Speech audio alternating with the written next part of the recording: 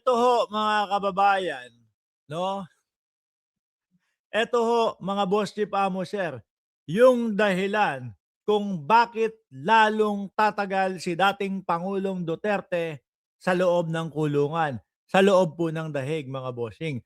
Kung yan acquitted na, eh, mapapabilis.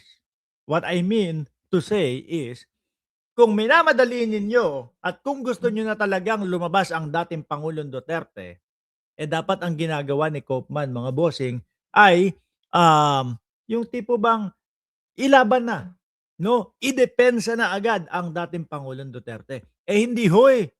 Sa mga nakikita natin mga boss chief amo sir, na estilo ng kampo ni dating Pangulong Duterte sa pangunguna ni Nicolas Koopman, eh, puro po pangpauudlot lang o pag-udlot lang, doon sa mga hearing ng dating Pangulong Duterte. Kung matandaan niyo po mga boss chief amo sir, ang dami nilang ipinalabas dati na mga, kesyo daw po nabagok, nadula si dating Pangulong Duterte. Ang pagkakaalam ko, eh, si Harry Roque ang nagpapakalat noon. Meron pang weak o sobrang hina na o berewek na si dating Pangulong Duterte. Narinig natin yan kay Senador Ronald Bato de la Rosa na ngayon po ay nagtatago dahil napangalanan lalo na co-perpetrator ni dating Pangulong Duterte o sa madaling salita, kasapakat ni dating Pangulong Duterte. Meron pang mga nagpakalat na mahinang-mahina na daw, hinimatay daw po si dating Pangulong Duterte, mga kababayan. Ngayon, ang ICC, hindi naman ho yan parang Pilipinas eh. Ano po, hindi naman po parang Pilipinas na kesyo umarte ka lang dyan, eh okay na, sige, pagbibigyan na po namin kayo. Okay na, sige na, hindi na natin itutuloy, palalayain na po namin kayo. Hindi naman po gano'n mga kababayan. Sa ICC, simplihan lang po, rektahan lang po mga kababayan. Pag sinabing hindi maayos ang lagay ng dating Pangulong Duterte, ang rektang gagawin nila, magpadala ng doktor, i-examine ng doktor, i-examine ng espesyalista doon sa loob ng ICC. Which is, ano po ang sabi ng espesyalista?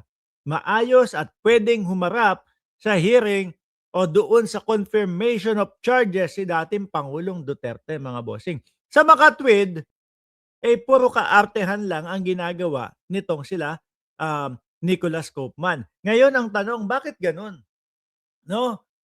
Kung titingnan natin o pagbabasihan natin yung di umanong kinikita ni Koopman, 140 to 150 million per month daw po sa pera ng Pilipinas, no? Ibig sabihin, no, mga kababayan, kung multiply natin 'yan sa 10 buwan lang para mabilis, no?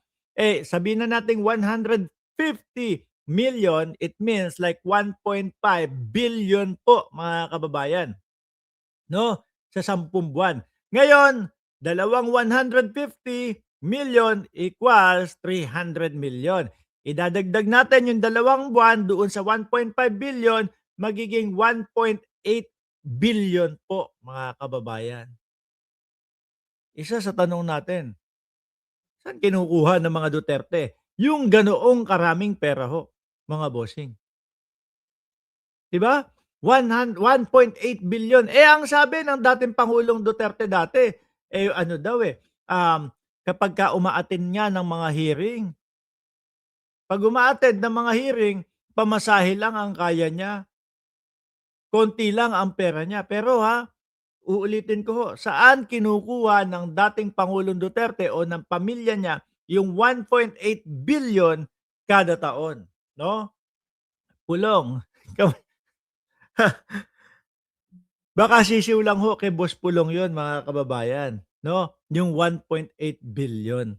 Baka sisiw lang din po sa Vice Presidente yung 1.8 billion kada year. Ngayon ho, mga bossing, rektahin natin 'to. Duterte collapsed twice while in detention. Sabi po nung mga,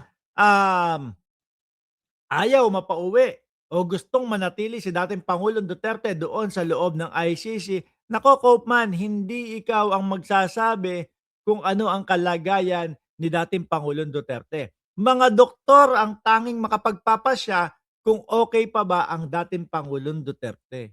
Kasi po sa nakikita ko mga Boss Chief Amo, sir, puro ganito na lang, 'no? Kagaya nung interim release nila, imbis na rumekta doon sa mismong depensa para sa kanya, hindi, paligoy-ligoy ho mga bossing. So ano expect mo diyan?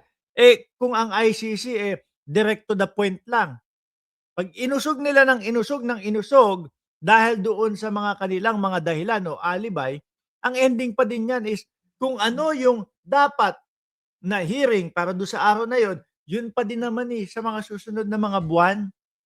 Kapagka nag-hearing pa naman po sila, 6 na buwan, oh,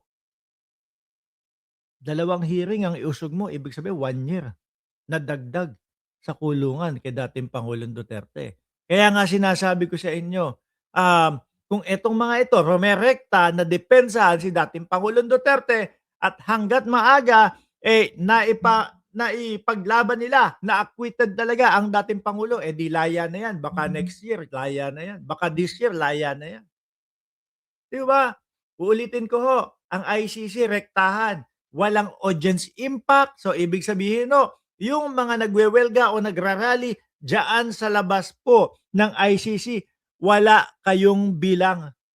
Yang mga palagda-lagda ninyo, yung kami naman, Tatay Digong, na may 100 ilan daw, 160,000 na lagda, walang bilang din 'yan. Yung mga Call-a-Friend na ginagawa, sabi, ewan ko kung totoo, 'no, nila Greco Bellica.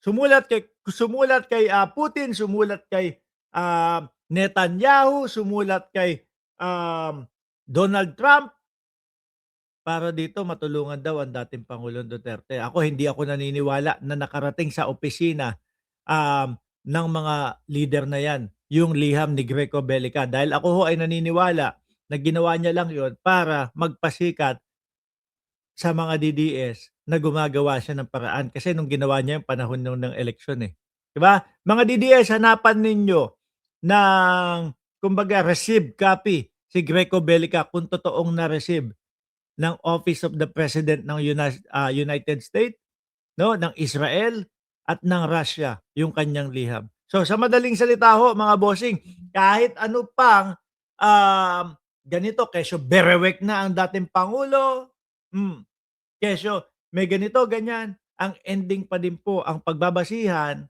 mga kababayan ay ang ebidensya at kung paano ididepensa ng grupo ni dating Pangulong Duterte yung kaso niya.